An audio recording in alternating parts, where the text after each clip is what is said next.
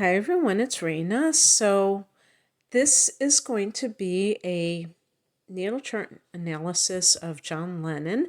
I'm recording this on what would have been his 81st birthday. But of course, he only lived in this lifetime to the age of 40. Now, I actually did his chart a couple of years ago, and I labeled it ASMR, which is, I think I was just kind of whispering or something like that, talking softly because it was late at night. And I wanted to do it again just because when I feel inhibited, when I feel like I can't really express myself, I don't think it comes out the way that it should. And what the heck, why not? So John Lennon was a Libra. And when people are born under the sign of Libra as their sun sign, you will often hear them talk about issues that connect with social justice. Or if you want to broaden it to politics or the what's in the other way that they put it?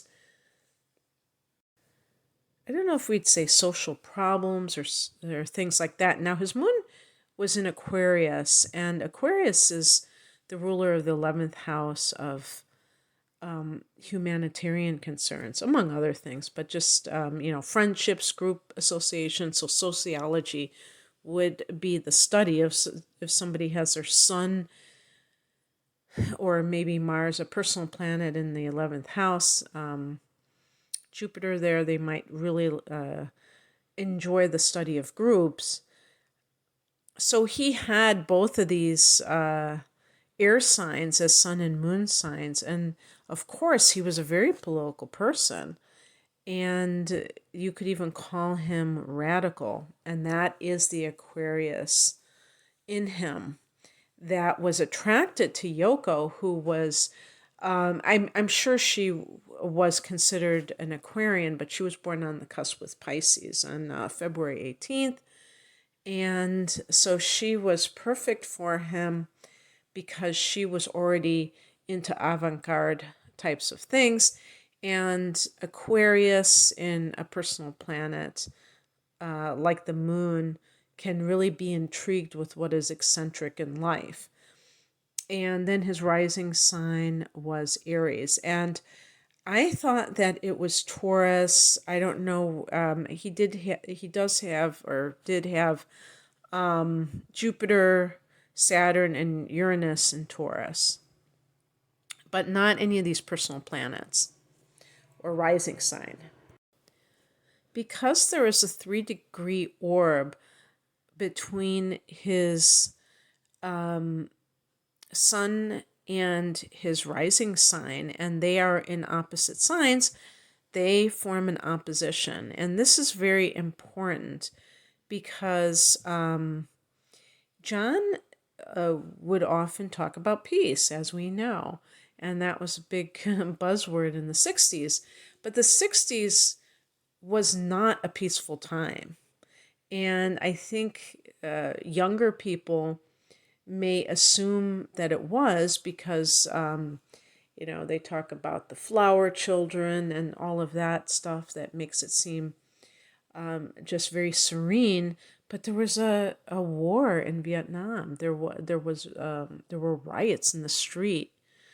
There were all kinds of social issues that were bubbling to the surface. That were, a lot of militant factions that were really wanting their rights being addressed immediately, and that kind of thing. So it wasn't what the ideals did not match the reality. And within John, that was the case as well, because he, spoke about peace, but he had a history of being quite Sometimes he actually did. When he was younger, especially, he got into fights, so there was violence. And when he got older, he was not. He has a song called "Jealous Guy," where he admits that he didn't treat women very well when he was younger, and he had the ability to cut people down to size. His Mercury was in Scorpio. So, if you have a sun sign in a particular sign, let's say your sun sign is in Aries, your Mercury can't be in Sagittarius. It can only be in, it has to be very close to you. So it can be either, depends on the degree of sun in Aries. It might be in Scorpio, or it might be in Virgo, and it might be in Libra, but it can't be in any other sign. And in John's case, it was in Scorpio, and Scorpio is a water sign. It's a very shrewd sign, and it has a cruel streak to it. The lower expression of it has a very cruel expression in Mercury, because the person, it's almost like a wounded animal. The person may use language as a weapon, and because Scorpio is ruled by not only Pluto but by Mars, there is that aggression, and he's ruled by Mars. His rising sign is Aries, and that means his ruler is Mars. And so that kind of combativeness was present in John's life in various ways throughout. And he had a definite rebellious streak. And yet, if you've watched an interview with him, one that I recommend is his interview with Dick Cavett, and also when he filled in for Dick Cavett and he did the whole show, he was just like a very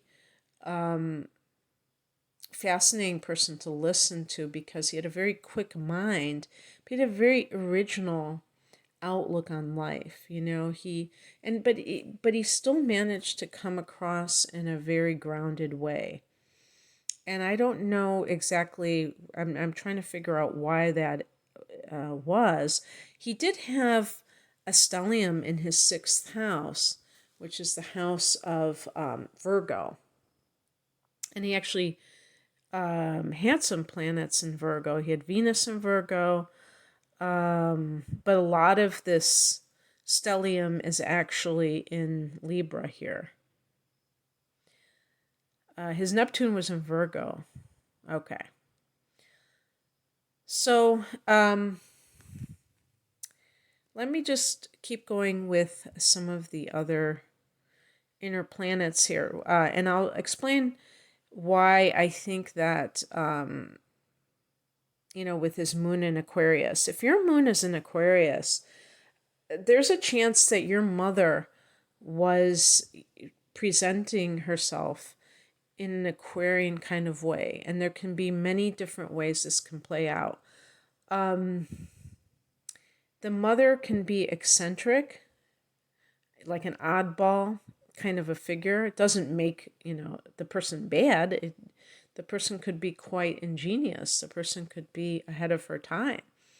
His mother, I think a lot of people know about John Lennon's mother, that she was killed when he was a teenager. I think he was 17 or 18 at the time. He was an older teenager, but he actually was there saying goodbye to her or something, and he turned around and she got hit by a car. And the thing was that he did not spend most of his life with her. She did not raise him.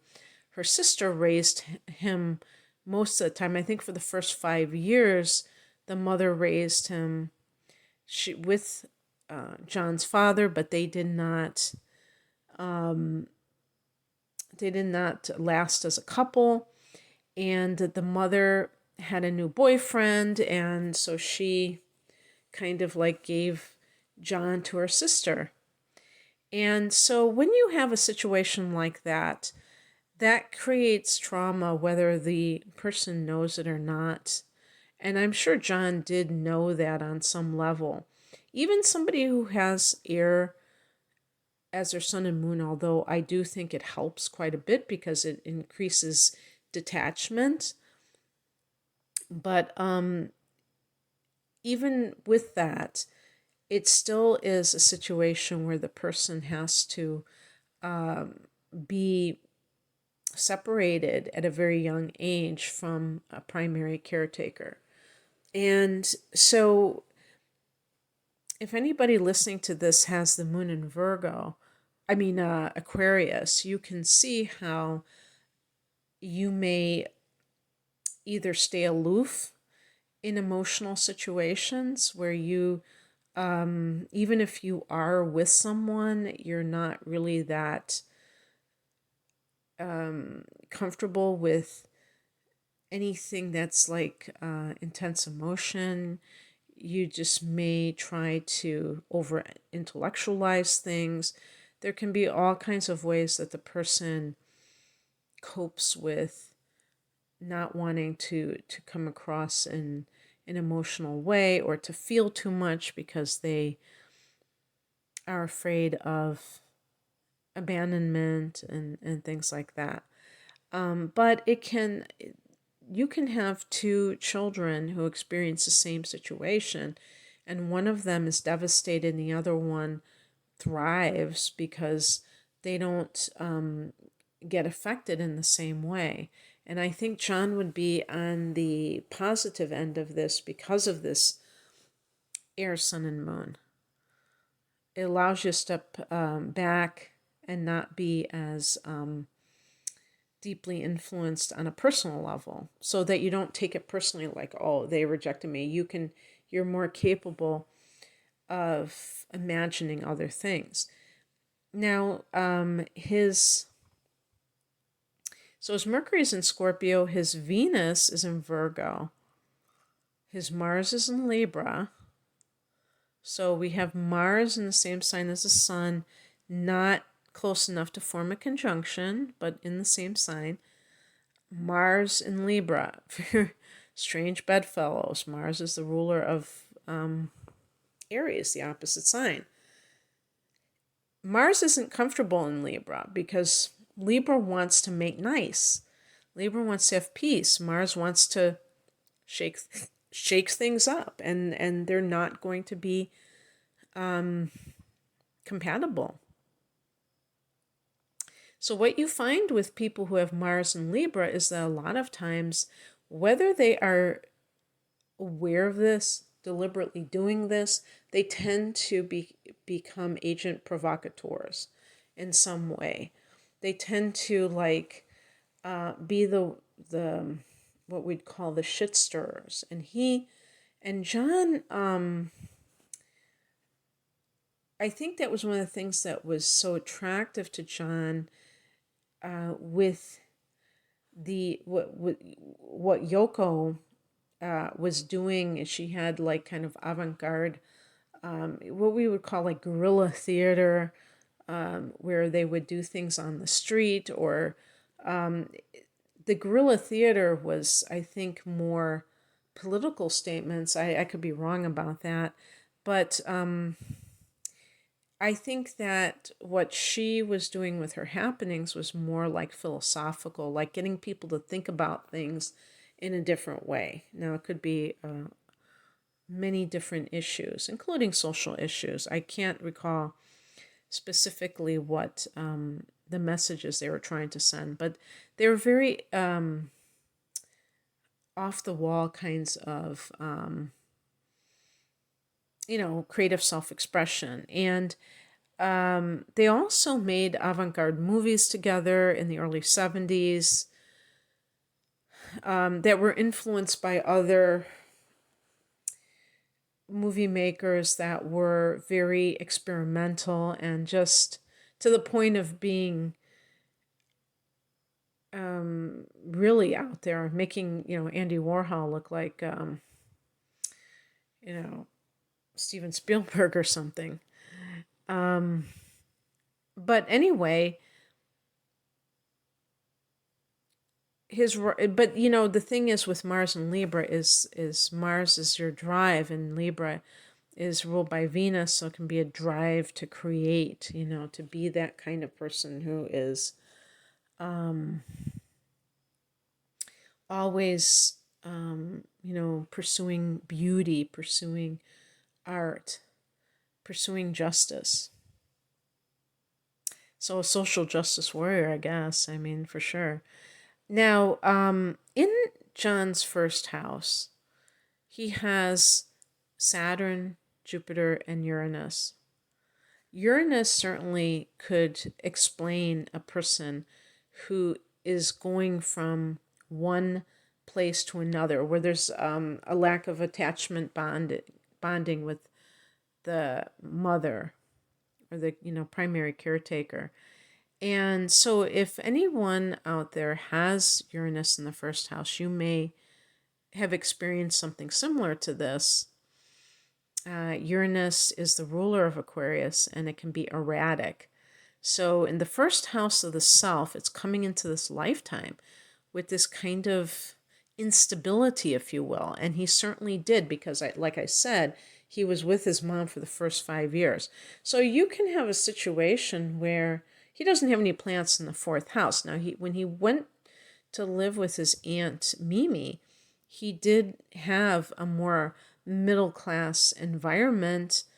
And I think out of all the Beatles, he was the one who had that kind of upbringing. And so in addition to having Uranus here, he has Jupiter. And that kind of indicates that, and it's interesting too, because Saturn is in conjunction with Jupiter here. So it's kind of like something is taken away, but something is blessed from the person. It's almost like contradictory energies. And right now, as I record this, we have Aquarius and, Saturn and Jupiter in Aquarius as well during this time period that I'm recording this. So sometimes they are in the same sign.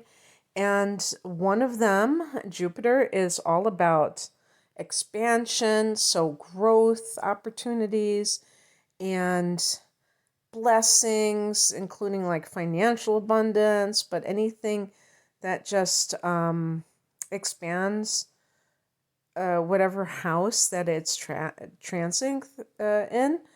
And then there's this Saturn that is very disciplined and wants everything on point, in order, and doesn't want excess.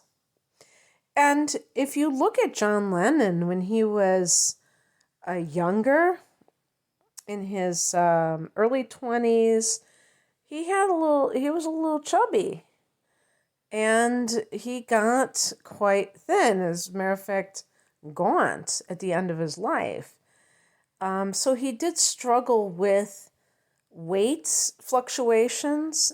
Not that it was like, I wouldn't say it was a weight problem when he was a little bit having a fuller face, but I think he didn't like it. And so being a Libra, and what we know about Libras, they tend to be quite conscious of appearance, theirs and other people's.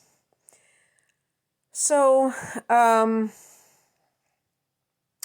Jupiter, if you have Jupiter in the first house, you might have to really keep tabs on your weight, because you do have a tendency sometimes. But it might be one of those things, and especially if you're one of those people that has Saturn here as well, where you kind of go back and forth. It's like yo-yo, which, because sometimes you're indulgent, sometimes you are strict, but it's almost like from one extreme to the other, which isn't a good thing, because you want to have moderation, obviously. And so I know that John Lennon got into this habit of really eating a very strict macrobiotic diet, and then he would, have that didn't have any sugar, and it wasn't, just everything was very regimented. But then he would go in the opposite direction. And somebody wrote a book on working for John, and it was just kind of amusing, because he was, he'd get on these kicks where he would be very, very strict, and that's having Saturn in the first house. But because Jupiter is there, the person has to kind of really police themselves, because they do have that indulgent nature. Jupiter, it's about excess. That's the thing, because Jupiter in the first house is actually quite good. It can make you very lucky in life, and also give you a positive attitude. So even if you experience something like John did that was very traumatic, you can bounce back more easily and have that hopeful outlook, rather than kind of being contracted, being very pessimistic about your chances in life and things like that. So he did have both of these elements of positivity and discipline in the first house. And also his Aunt Mimi was quite strict.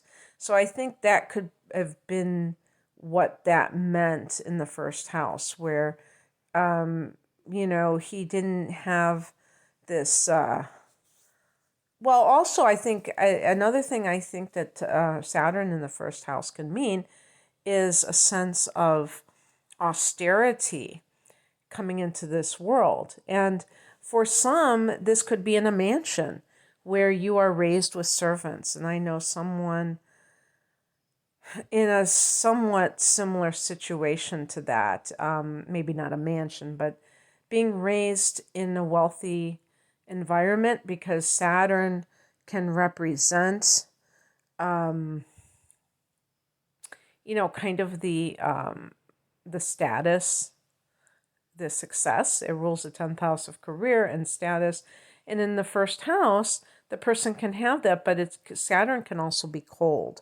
So, being raised by hired help, maids or nannies or something like that, but you have this higher status in society.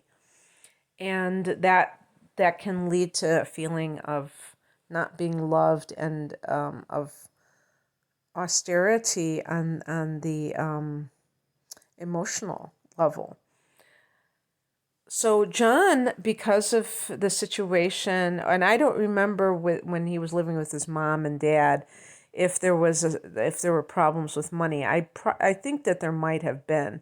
I don't think his father was in the Marines or something, whatever the thing is in England, a sailor.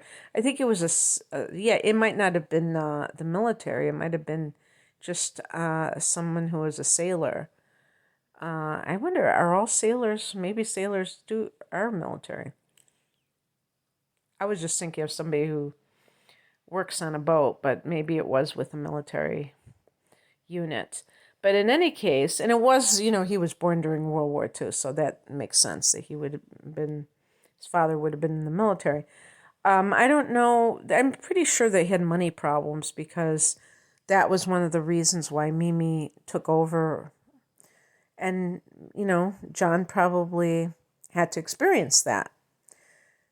But so he does have that stellium in the first house. Anybody with Uranus in the first house is going to be their own person, maybe eccentric, nonconformist, rebellious, that kind of thing. In John's 5th house, he has Chiron and Pluto. When somebody has Chiron in the 5th house, which is the house of love, love can be a loaded topic for that person. Now, that doesn't mean that if you have Chiron in the 5th house, you will not find true love. It can actually be a healing element. So, for instance, John meeting Yoko is an example of that. I know that a lot of people criticize Yoko and even, their relationship and how it's evolved over the years.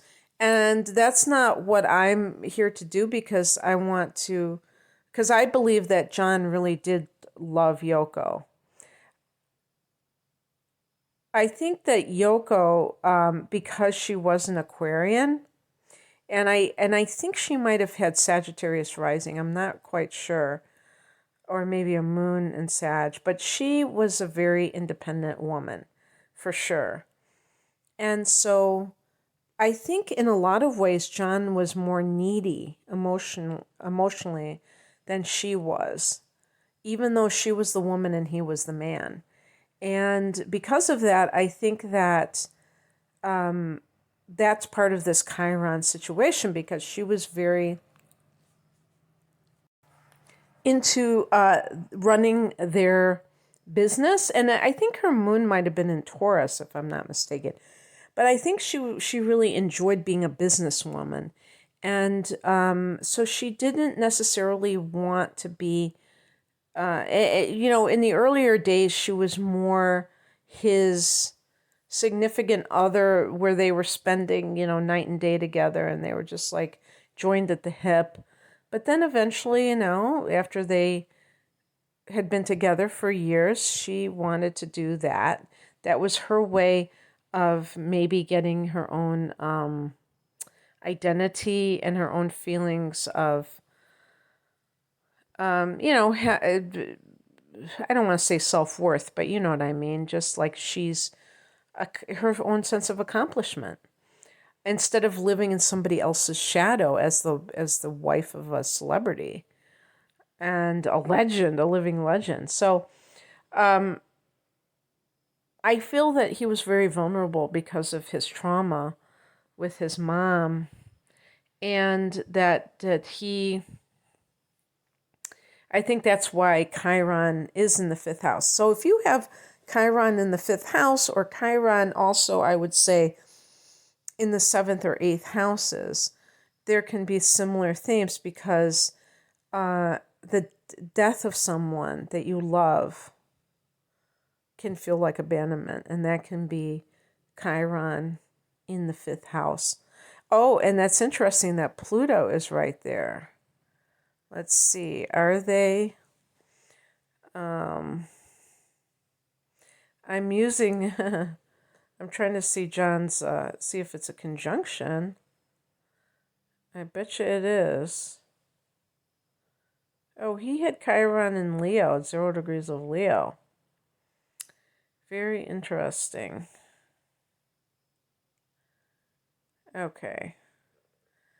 So he had a conjunction between his Pluto and Chiron. And so that, to me, can certainly mean that death is something that creates a wound within that person. And in this case, a love wound. And of course, it always, when it's death, it's going to usually be somewhere. But this one, it's like blatantly obvious. But it's interesting that the 5th house is also the house of creativity, because that can show that he maybe was able to channel some of those raw emotions into his songs. And certainly, John wrote some of my favorite Beatles songs. And he really was a musical genius. So another interesting thing about John's chart is that stellium in the 6th house. So the stellium in the 1st house for celebrity, especially with Jupiter. And I want to say one more thing about that 1st house, because remember, this is the house of the self. So if you have Uranus in the 1st house, and I'm assuming Uranus and Jupiter are not in conjunction. No, they're not. But you can have, if you have Uranus in the 1st house, I believe that could be just like the 10th house, because both of these can be areas where it's kind of like about your image or your yourself and how it gets out in the world. Of course, the 7th house even can be this area of what we would call public relations. He had Mercury here. I have this placement as well. And it's interesting because I just, out of curiosity, I looked it up. At advancedastrology.com. And one of the things that they said was a Mercury in the 7th house equals a sapiosexual person. To you, I'm reading this verbatim, a sharp intellect is more seducing than a pretty face. With this placement, your spouse will be highly intelligent, eloquent, and often of a good financial standing. I don't know about that one. I mean, what the point is with that. But definitely being attracted to the intellect. And John Lennon stated that when he was younger, his ideal woman was Brigitte Bardot because, that was a sex symbol of that era. And so he tried to get his first wife, Cynthia, to look like her. Well, of course, Yoko Ono doesn't look anything like that.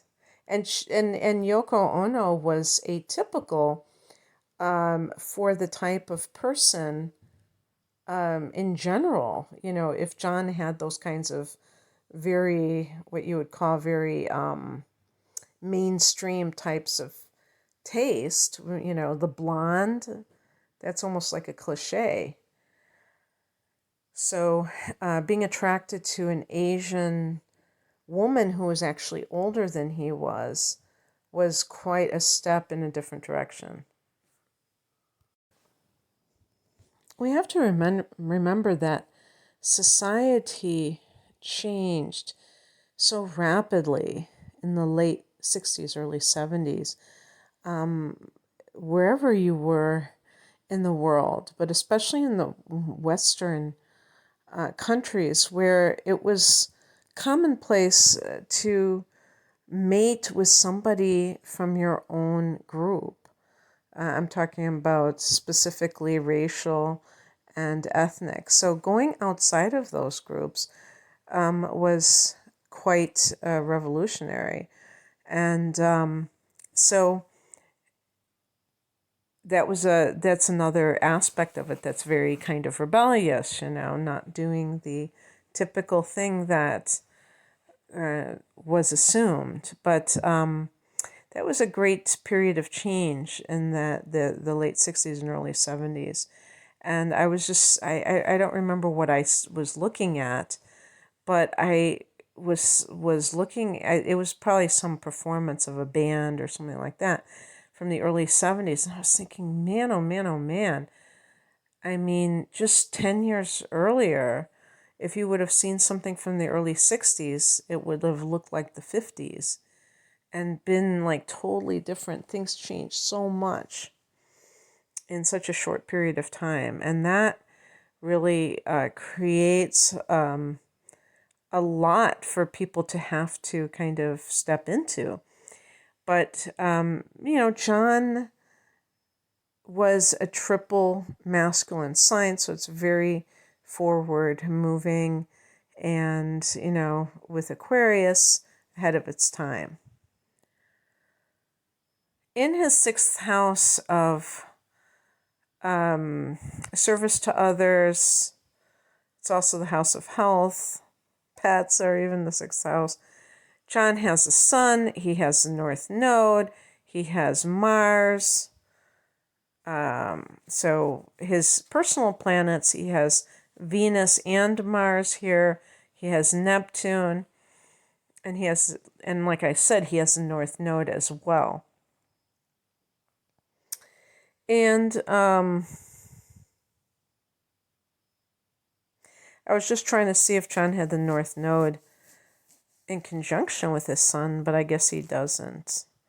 So I think this is kind of strange to me, to tell you the truth, because the 6th house is also your daily routine. And there is part of the myth of John Lennon, what were the years when he stayed home as a so-called house husband. Kind of reversing those roles, those male-female roles, while his wife ran the business, ran his company. And he stayed home with their son, Sean. Now, of course, he had hired help. He had other people there. So it wasn't like he was just doing this all by himself. But he wanted to be seen that way. And I think part of that is represented by all these planets in the 6th house.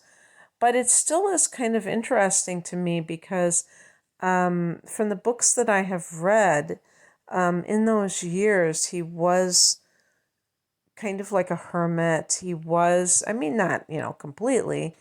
I don't think somebody who's a double air sign like that, sun and moon, is ever going to be that, isolated. But he did spend a lot of time at home. And he spent, they said he used to love television. So, when I think of this 6th house, I think of somebody who's very hardworking, very disciplined, and things like that, into the health. And he certainly had his little crazes and phases where he would do that. But he also had his vices. So my feeling is that this represented, for instance, he has Venus here. The 6th house is your service to others. And if you have Venus in the 6th house, one thing it can indicate is that you're doing work that has an artistic nature to it. Maybe obviously in his case, that would be music. And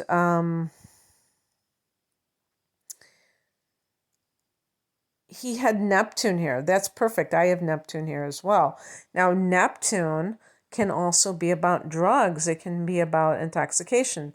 In the 6th house, if this is your daily schedule, the person, that could be part of their daily schedule, wake and bake or whatever you want to call it. So a person like this, because Virgo is very, very methodical and disciplined, and, really loves their routine. And Neptune is about dissolving. So it's very hard for a person who has Neptune in the 6th house to have a routine because they're very confused. There might be chaos around them. It's not that it's impossible, but that person has to have a game plan. They have to really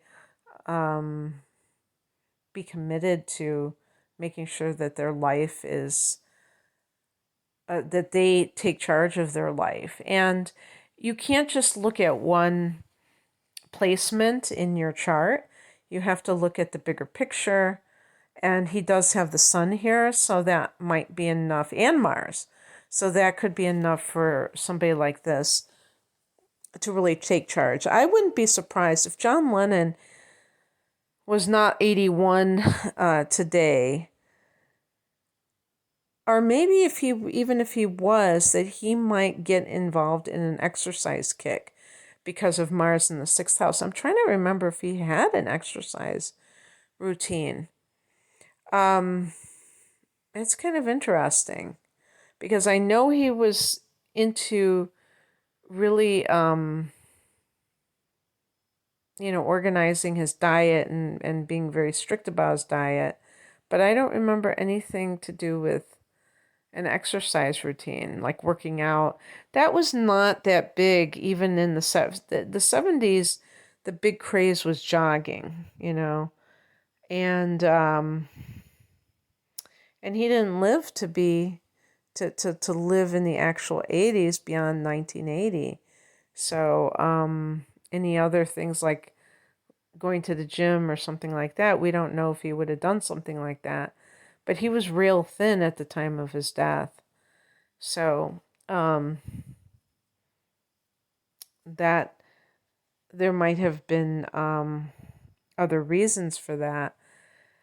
But yeah, so he has Mars here, which can indicate something to do with physical fitness. And sometimes this can also be like arguing with coworkers. If you have Mars in the sixth house, you might be very ambitious about your coworkers, and that can sometimes create that conflict because the coworkers don't like the overly ambitious nature, and so they kind of push back on that. But of course, he didn't have that type of work environment. He was working for himself. So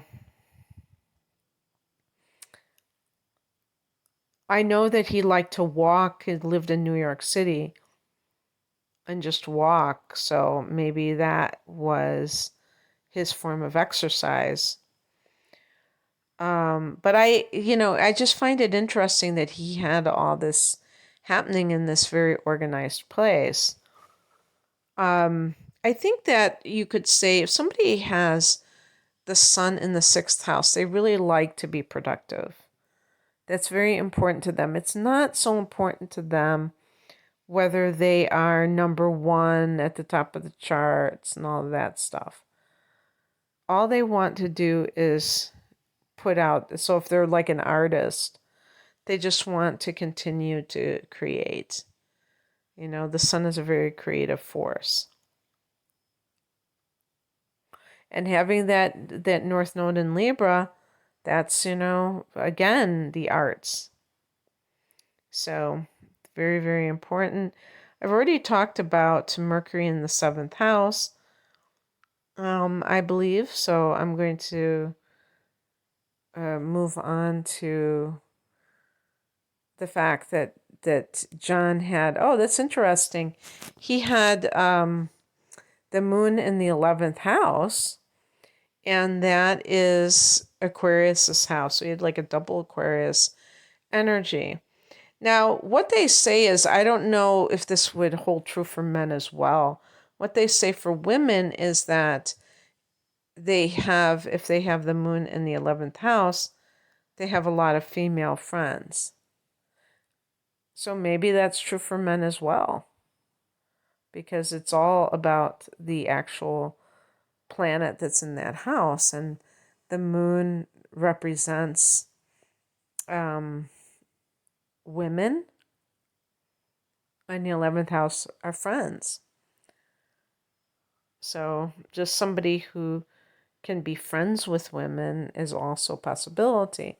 But this is also maybe about this idea of having a love for humanity as a whole, having the pulse of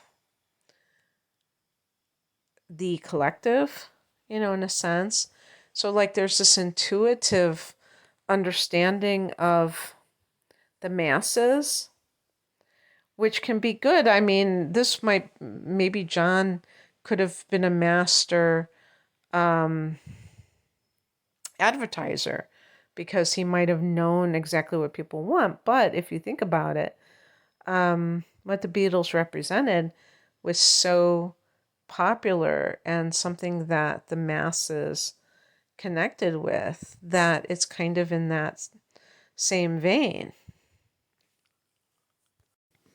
And remember, it was John who said that the Beatles were bigger than, or more popular than Jesus. And this was in 1966. And some Christians burned his records, or the Beatles records, in protest, thinking that it was offensive. But what he was just referring to is the pop culture type of reaction that is so over the top that even God, or if you want to say Jesus as an ascended master, whatever you want to call Jesus, but it was like synonymous with God, is kind of like playing second fiddle to the Beatles. Nothing saying that he wanted to be that. But, even on an intuitive level, having the moon here, being in touch with, where humanity was at that time might have been going on. So it might have been not on the surface, but he may have sensed that there was a lot of questioning in the late 60s, going into the 70s, about some of the established areas of life, including religious beliefs. And that was just part of that extreme growth that took place. And breaking free from those constraints. So it served a purpose, even though it created a lot of controversy, because it allowed the Beatles to be seen as a catalyst for social change, and that just, increased their legendary status, really. So, anyway, I think I'm going to leave it there. Let me see if there's anything else I want to talk about with the aspects here. John had a conjunction between between Mars and Neptune. Again, this is an example of conjunctions not always being in the same sign. John's Mars was 2 degrees of Libra, and his Neptune was 26 Virgo.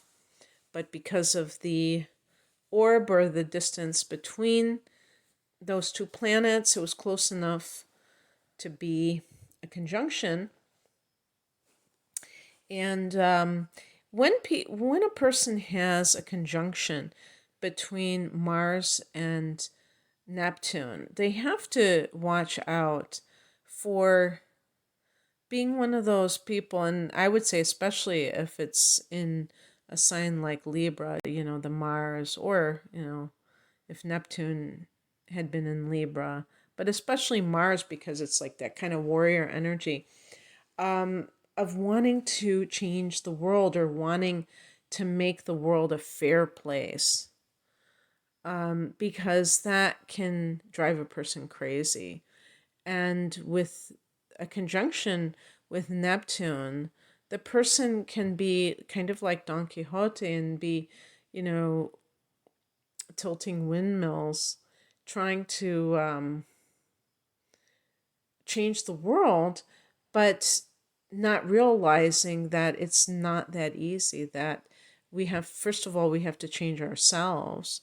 And we also can't be deluded, because anytime you have a conjunction with Neptune, the potential for delusion is great, where the person, it's not so much virtue signaling, where they want to be seen as a savior for humanity or whatever, but just this idea that it can be saved, like it's from the outside in, and it really doesn't work that way. There has to be agreement with the person that you're trying to save. And these issues that, good, kind people want to solve, these problems in society, are sometimes looked at in a very simplistic, overly idealistic way that just isn't there, that just isn't reality. And that can lead to chronic frustration, because the person, that's their passion in life, is trying to make something happen. And in spite of their greatest efforts, it still remains an issue. And so there has to be that sense of surrender, which doesn't mean stop trying to make the world a better place, but not being attached to the results, I guess. So that was one thing that I wanted to mention. And let me see if there's anything else with this personal.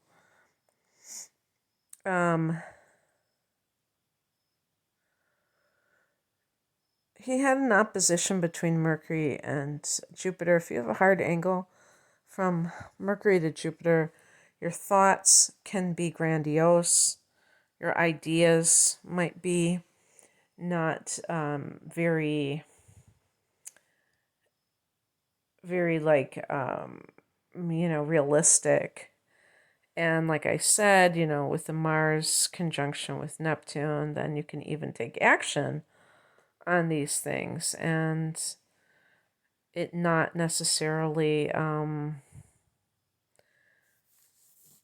working out the way you want it to. I'm trying to see anything else that I wanted to specifically say. Well, trying to look for the things that are emotional. He does have a square. He did have a square between the moon and Saturn. And I suppose, again, just like having the moon in Aquarius, and he had a thing with his firstborn child, his son Julian, where because he had left Julian's mother and his former wife Cynthia,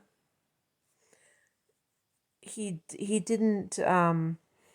It's almost like he didn't really want to acknowledge that he had a son before Sean, and I don't know exactly why he was like this. I think that perhaps Julian reminded him of the fact that he had left Cynthia for Yoko, and maybe that triggered guilt in him. And so instead of dealing with it, he just kind of cut it off very coldly. Now, that's not really true, because he did still maintain contact with Julian now and then, but he did not cultivate that type of relationship. Libra as a sign does not want to make waves or to curry disfavor from others. And so Libra is known as a people-pleasing sign. But when you look at John's astrological information and you find out that he actually has Aries rising in addition to some of the other things that he's got, the moon in Aquarius for one, you can realize that he didn't have that same inability to take independent action. And so that's exactly what he did. But that doesn't mean that he didn't have any kind of guilt. He just may have sublimated it. And having the moon in Aquarius, if you have the moon in Aquarius, you have to practice getting in touch with your feelings. And it may be something that's very stilted, very, very, something that you have to kind of do in an intellectualized